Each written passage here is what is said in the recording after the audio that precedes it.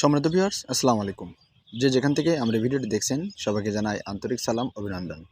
তো আজকের ভিডিও টপিকটা খুবই গুরুত্বপূর্ণ হবে, কারণ আজকের ভিডিওতে আমরা আলোচনা করব যে শীতের সময়তে আমাদের মুরগিগুলোকে কোন রোগে সবচেয়ে বেশি অ্যাটাক করে এবং এটার জন্য পারফেক্ট কোন ওষুধগুলো আপনার ঘরে রাখা প্রয়োজন এবং কোন ওষুধগুলো সবচেয়ে বেশি কার্যকরী, এই বিষয়গুলো নিয়ে সম্পূর্ণ ভিডিও জুড়ে আলোচনা করা হবে। তো চলুন ভিডিওটি শুরু করা যাক। তো ভিডিওটি শুরু করার আগে বরাবরের মতো সবার কাছে ছোট্ট একটা অনুরোধ, যারা এখনও আমাদের পরিবারের সদস্য হননি অবশ্যই চ্যানেলটি সাবস্ক্রাইব করবেন এবং যারা অলরেডি সাবস্ক্রাইব করেছেন তাদেরকে অসংখ্য ধন্যবাদ। তো দেখা যায় যে বর্তমানে কিন্তু আবহাওয়াটা খুবই খারাপ যাচ্ছে, দিনেও শীত, রাতে আরও বেশি শীত। সেক্ষেত্রে যারা আমরা মুরগি পালন করি এবং রাতের বেলা মুরগিকে খাবার দেওয়ার অভ্যাসটা আমাদের রয়েছে, সেই অভ্যাসটাকে কিছুটা পরিবর্তন করতে হবে। কেন বলতেছি এই কথা? তাহলে সাধারণভাবে এটাই মাথায় আসবে যে আমরা যদি রাতে মুরগিকে খাবার না দিই তাহলে মুরগিটার বডি ওয়েট কীভাবে আসবে বা মুরগিটার ডিমের প্রোডাকশনটা কীভাবে হবে। সেক্ষেত্রে রাতের বেলা খাবারের মানটা যদি আপনি আগের রাত্রে মানে ম্যাক্সিমাম সময় যদি 8টা 9টা 10টা দিয়ে খাবার দিয়ে থাকেন, সেই সময়টাতে আপনারা 6টা 7টার মধ্যে খাবারটা দিয়ে দিবেন এবং রাতের বেলা যে পানিটা, সেই পানিটা আপনারা মুরগিকে খাবার দেওয়ার 1 ঘন্টার মধ্যে পানিটা সরিয়ে নেবেন। দেখা যায় যে ম্যাক্সিমাম মুরগি যেটা করে, বিশেষ করে ব্রয়লার মুরগি বা সোনালী মুরগি করে, এটা রাতের বেলা খুবই, যারা ডিমের মুরগি পালন করেন তারা তো জানেন লাইট অফ করে দিতে হয়, অন্ধকার রাখতে হয়, এবং যারা মাংসের জন্য মুরগি পালন করেন তাদের কিন্তু 24 ঘন্টা লাইট থাকে। সেক্ষেত্রে হয় কি, মুরগিটা খাবার খাবে, ইভেন মুরগিটা ঠান্ডা পানি খাবে। এই ঠান্ডা পানিটা যখন মুরগিটা খাবে রাতের বেলা, আপনি 10টা বুঝুক 12টা বুঝুক, যে কোনো সময় রাতের বেলা কিন্তু পানিটা সবচেয়ে বেশি ঠান্ডা থাকে। এই ঠান্ডা পানি যখন খাবে তখন মুরগির শরীরের মধ্যে একটা শিরশিরানি ভাব চলে আসবে বা ঠান্ডা লাগার প্রবণতাটা সবচেয়ে বেশি হয়ে যাবে। সেক্ষেত্রে রাতের বেলা পানিটা একটু সরাই রাখবেন। আপনারা ম্যাক্সিমাম 8টা 9টা পর্যন্ত পানিটা রাখার পরে সেই পানিটা আবার সরাই ফেলবেন। আবার সকালবেলা কুসুম কুসুম গরম পানি আপনারা দিবেন। এতে করে মুরগির যে ঠান্ডা লাগার আশঙ্কাটা থাকে সেটা আর কিন্তু আপনার খামারে থাকবে না।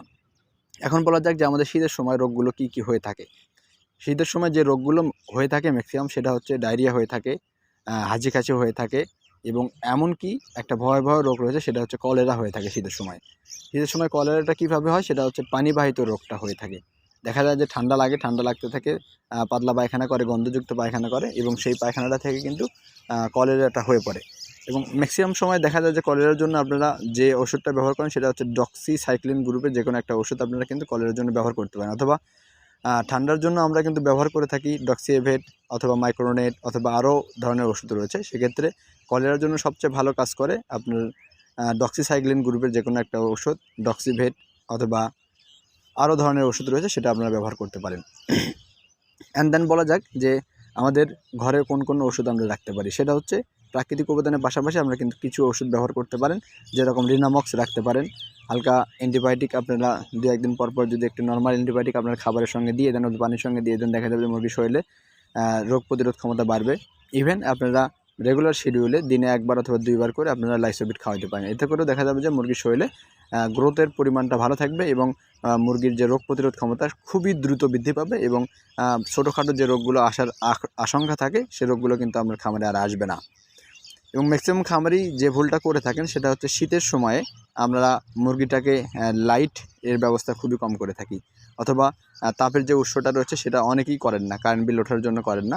এক্ষেত্রেও কিন্তু আপনার মুরগিগুলো আস্তে আস্তে নিস্তেজ হয়ে যাবে এবং অসুখ দীর্ঘদিন ধরে শরীরে বাসা বাঁধবে এবং হঠাৎ করেই মারা যাবে।